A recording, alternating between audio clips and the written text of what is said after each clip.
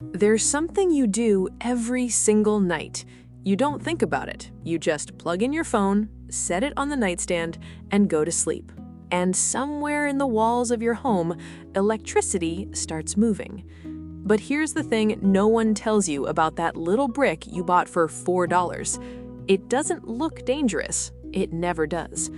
There's a phenomenon that firefighters, electricians, and product safety engineers talk about, something most people have never heard of, called thermal runaway.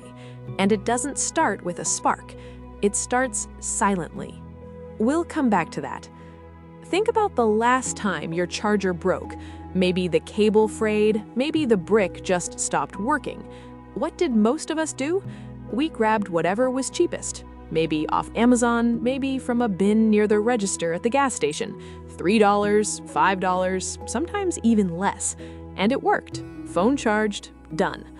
That decision, that completely rational, completely understandable decision, is exactly where the problem begins. Because here's what those manufacturers don't put on the box.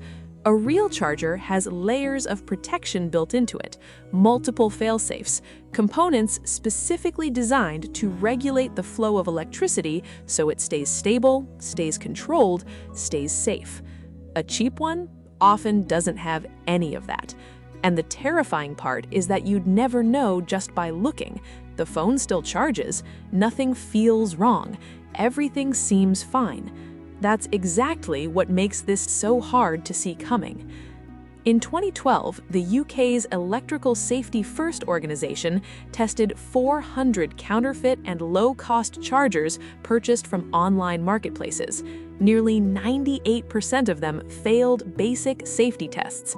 Not edge case failures, not obscure technical violations, failures that could, under the right conditions, cause an electric shock or start a fire. 400 chargers, almost all of them dangerous, and every single one of them worked. The phones charged, nothing felt wrong. That number stayed with me when I first read it, because it means this isn't rare, it isn't unlucky, it's almost the default. So what actually happens inside a cheap charger that makes it dangerous? It's not just about cheap materials, it's something far more specific. Something called electrical isolation, and when it fails, it doesn't give you a warning. Hold on to that. A quality charger does something that sounds simple but is actually remarkable. It takes the power coming out of your wall, alternating current, the kind that's powerful enough to seriously hurt you, and converts it into something safe, low voltage, steady, controlled. To do that properly, there has to be a physical gap inside the charger, a carefully maintained barrier between the high voltage side and the low voltage side. Engineers call it a creepage distance. It's just space, deliberately calculated, precisely maintained space. A reputable charger from a manufacturer that follows safety standards protects that gap. It's built into every unit, tested before it ships, guaranteed to hold. A cheap one, that gap might be too small, the insulation too thin, the components mismatched or substituted to cut costs. And over time, or immediately under certain conditions, that barrier can fail. When it does, the high-voltage electricity meant for your walls has a direct path to your hands, to your phone, to your face while you sleep. Now here's the part that most people don't realize. Charger failures don't usually happen in the first 5 minutes. They happen during extended charging, long cycles, hours of sustained heat building up inside a small, enclosed plastic shell with nowhere to go. When a charger runs hot, and cheap chargers almost always run hotter than certified ones, the components inside start to degrade faster. The insulation gets brittle, the solder joints weaken, the electrical barrier that was already too thin gets thinner.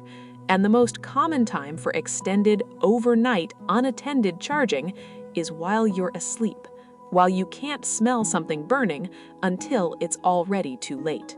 The U.S. Consumer Product Safety Commission has documented hundreds of incidents annually linked to counterfeit or uncertified charging products. And in a separate analysis, the London Fire Brigade identified faulty phone chargers as one of the leading causes of house fires in the entire city. Not lightning, not old wiring, not candles left burning.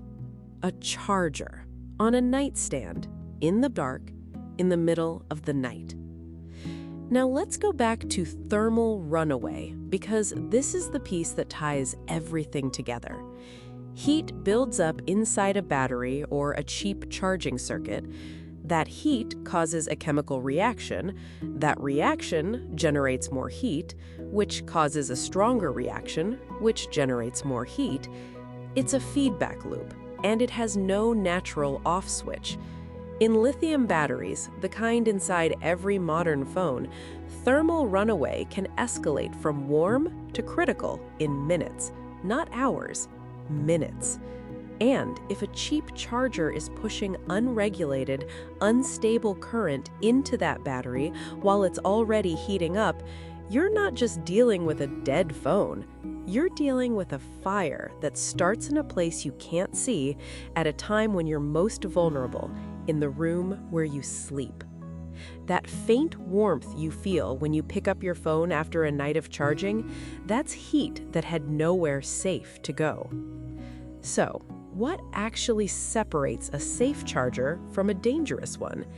It's not the brand name on the front, it's not always the price, and it's definitely not how it looks. It's certification.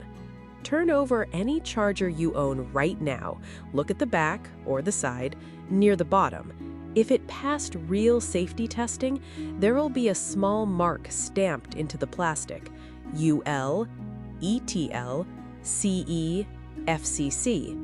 A mark from a recognized testing body that means a real engineer at a real facility verified this product against real standards.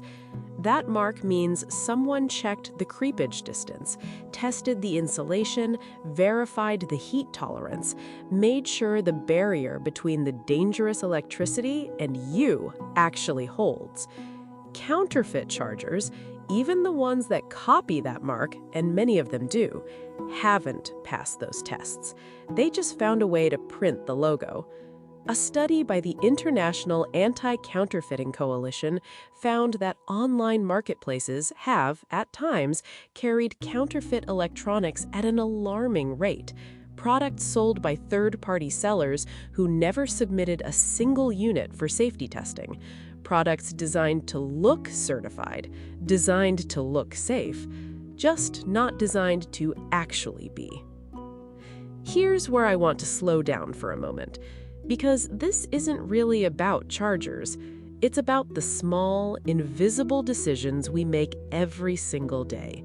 The ones that feel harmless because nothing bad has happened yet. The ones that don't make us anxious because they're too ordinary to feel like decisions at all. We buy the cheap charger because we're tired, because we're busy, because the phone needs to charge and the original broke, and we just need something that works. And most of the time, nothing happens. But most of the time is a strange thing to rely on when the stakes are your home, or the room your child sleeps in, or the quiet hours when no one is watching. The people who've experienced a charging fire, the ones who woke up to the smell of something wrong, or worse, didn't, almost all said the same thing. I had no idea. Not because they were careless, not because they didn't care about their family's safety, but because no one ever told them that the thing on their nightstand had quietly crossed a line between useful and dangerous. So here is what actually matters, the practical part. Check every charger in your home for a certification mark, UL, ETL, CE, any recognized testing body. If there's no mark, replace it. It's not worth the risk. Never charge your phone under a pillow, on a blanket, or tucked into bedding. Heat needs somewhere to go. Soft surfaces trap it. If a charger ever feels genuinely hot, not warm, but hot, stop using it immediately. That's not normal behavior, that's a warning. And when you replace a charger, spend a few extra dollars on one from a manufacturer who publishes their certifications. It doesn't have to be the original brand, it just has to be tested. That's the only thing that matters. There's something quiet about the way we trust our homes. We lock the door at night, we check the stove, we make sure the kids are in bed and the windows are closed and everything is where it should be. We do all the big things. And then we plug in our phone, that device we've handed more and more of our actual lives to, and we don't think about it for another second. Because it's small, because it's normal, because nothing bad has happened yet. But safety isn't about reacting to the bad thing after it happens. It's about the 2-second decision you make before it ever gets the chance. The mark on the back of a charger, the habit of not charging on soft surfaces, the choice to spend a little more on the thing that sits 6 inches from your head while you sleep. It's not dramatic. It's not complicated. It's just knowing and then doing something small with what you know. And once you know, the choice is easy.